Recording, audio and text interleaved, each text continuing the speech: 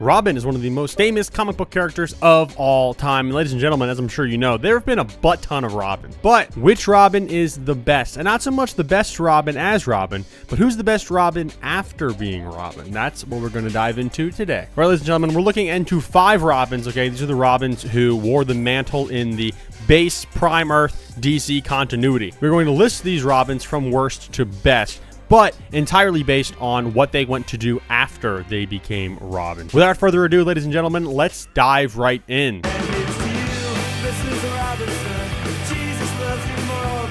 Bottom pick is Stephanie Brown. Stephanie Brown is the daughter of C-tier Batman villain Cluemaster. After finding out her father's crimes, she becomes a vigilante set on stopping her father as Spoiler. She is also very notable for having a long-term iconic relationship with Tim Drake, the third Robin, who of course we will be talking about later on this list. Now the interesting thing is this: she was Spoiler both before and after she became Robin. She stepped into the Robin mantle after Tim Drake left for, let's just call it a hiatus for now. And then she eventually died, or what we go to find out is faked her own death. And that is what ended her run as Robin. She also would later go on to don the mantle of Batgirl on more than one occasion, might I add. However, the reason I put her at the bottom of this list is mainly because when I think of Spoiler and this version of Batgirl, this version of Robin, I just think Stephanie Brown. I don't really think of any iconic character. I just think Stephanie Brown, Stephanie Brown, Stephanie Brown. I have a Funko Pop also of Spoiler, okay? You can't see her, she's off screen. But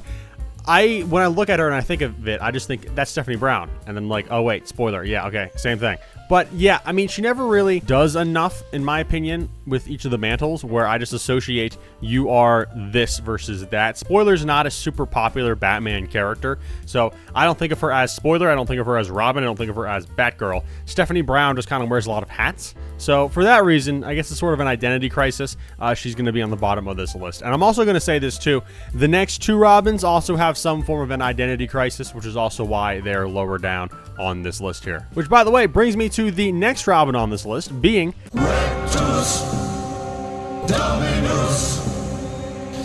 as the son of Bruce Wayne and Talia al Ghul, Damian was raised to take lives from a very young age. After being surprise dumped under his dad's full-time care and being retaught to be less brutal, he became the 5th Robin. Damian is the current Robin and has not yet given up the mantle. However, he has recently left as Batman's sidekick and started doing his own thing with his own unique Robin suit. Now, this Robin is really hard to talk about because Damian Wayne, he didn't really move on from the Robin role. He kind of kept it even though he did leave and kind of do his own thing. So, I don't know. Again, it feels like an identity problem to me. He has not shed the Robin title, but it seems like he's kind of doing his own thing, but still being called Robin. And so I can't really give him any credits for doing anything post-Robin because he's still technically Robin. So main reason he's here is because there's really not much to say about him, to be quite honest. But as I'm sure you know, ladies and gentlemen, when you think of Robin in Batman comics, there's a core 3 that you think about, okay? And these are the core 3 at the top of this list. But again, we're talking after they were Robin. What happened with them? Well, our 3rd Robin on this list is none other than Tim. Say, Drake, I hear you like I'm young. You better not ever go to cell block 1.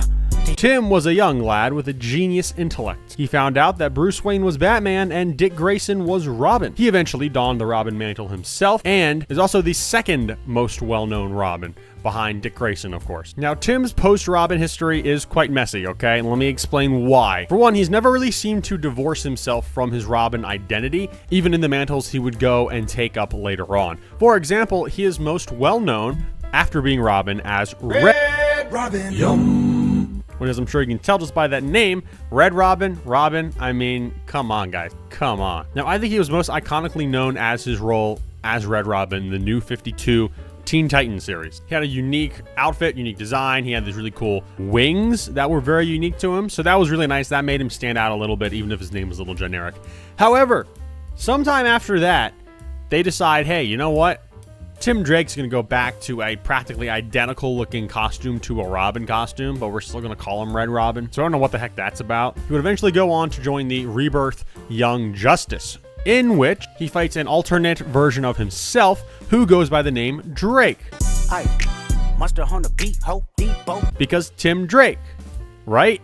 So he then dons the Drake title for a little while. However, now he's back to being called Red Robin and is still wearing that clearly identical to Robin outfit. So, as awesome as Tim Drake is, okay, he's a genius. He is known as the most detective-y, if you will, of all of Batman's sidekicks, his Robins. Unfortunately, he still can't seem to divorce himself, similar to Damian Wayne, from this Robin identity. So for that, we have to put him down a little bit, mainly because he just feels kind of like an identity crisis. Now, we're getting into my second favorite and favorite picks for post Robins. And I do want to give a quick disclaimer. I'm about to say some things, about to order some people in some ways that I know a lot of hardcore fans out there are not going to like. So hear me out. I love both of these characters dearly. I think they are both fantastic. However, I do have personal opinions about this, okay? So hear me out. But here we go, ladies and gentlemen. The second best post Robin sidekick is none other than...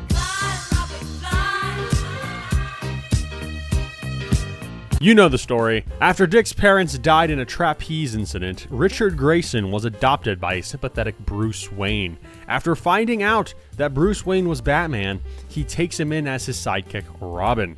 He is, of course, being the first Robin. Dick served as Robin for a long time until he had a falling out with Bruce and going solo as a vigilante known as Nightwing. Dick learned from the best, shadowing under Batman while idolizing Superman. As a result, Nightwing has the hopeful vibes of Superman while using the means of Batman. Nightwing's biggest flaws are not with his character, but with Batman. You see, it's because a good hero story is only as good as its villains, right? I'm sure you know that. Look at Spider-Man, look at Batman, a lot about him coming up here. But in this case, all of Nightwing's best villains got pulled from Nightwing's villain roster into Batman's, making them Batman villains, which just cheapens the whole thing. For example, Orca and Electrocutioner, okay?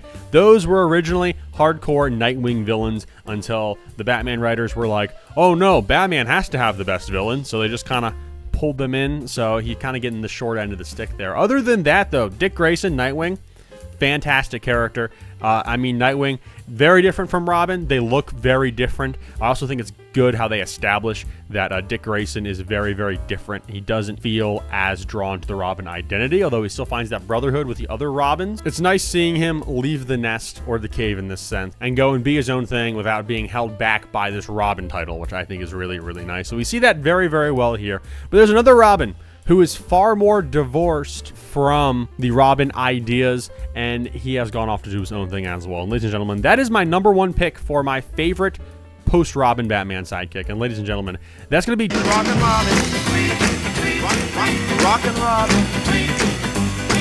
Jason was the second Robin that Batman found on the street trying to steal the wheels off the Batmobile. Bruce took him in and he became the second Robin until you killed him off. Yes, you, George. I'm assuming that's your name, someone who existed back in like the late 80s. So yeah, George, thanks for killing him off. Here's what happened. DC did a poll where they asked their fans, what should the outcome of this story arc be?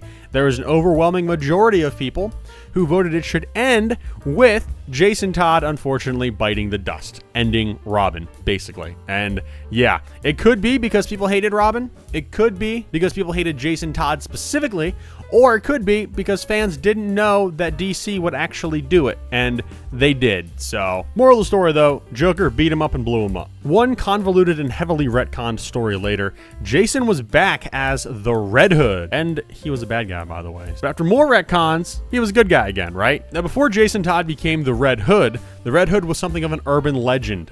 Jason, however, took up the mantle and gave it a new meaning. As the Red Hood, he leads the Outlaws, being one of my personal favorite DC teams. We've had basically two iterations of them. We had the first iteration, which was, of course, Red Hood, Arsenal, and Starfire. And then we have the more recent iteration being Red Hood, obviously, Bizarro, and Artemis. They called that one the Dark Trinity because there's a Batman, there's a Superman, there's a Wonder Woman, and they're just kind of the more dark and brutal versions of those characters. Speaking of dark and brutal, I must say, the thing that really makes him stand out is that he's not afraid to bust a cap in some boys, if you catch what I'm saying. He does not have a code of ethics like Batman does, where, you know, you keep people alive. No, he doesn't do that at all. So some people really hate that. Me, for one, I'm on the side of that's what makes him an interesting character, because he's willing to cross the lines that Batman is not. And that's also what makes that Dark Trinity so interesting when we're looking at Red Hood and the Outlaws, specifically the second iteration of the Outlaws. Absolutely love those stories. They were cut short and it felt kind of cheap how it ended, but they were building something really, really good there. So a little disappointed. But yeah, Red Hood and the Outlaws is one of my favorite comic book runs, so I absolutely love that, specifically the Rebirth stuff.